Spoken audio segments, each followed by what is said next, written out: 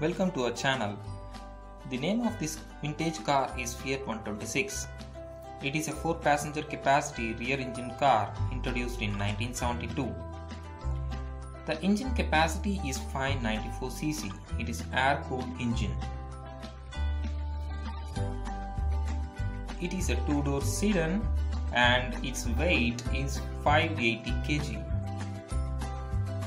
The luggage compartment is at the front of the car.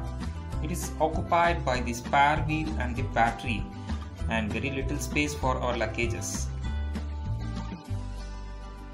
It has a big 2-spoke steering wheel and it is a manual type and 4-speed gearbox, and its top speed is 113 km/h.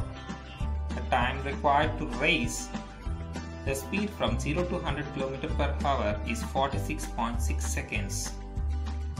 Its petrol variant provides a mileage of 18.8 km/L. I hope you enjoyed this video. Thanks for watching. Subscribe to our channel.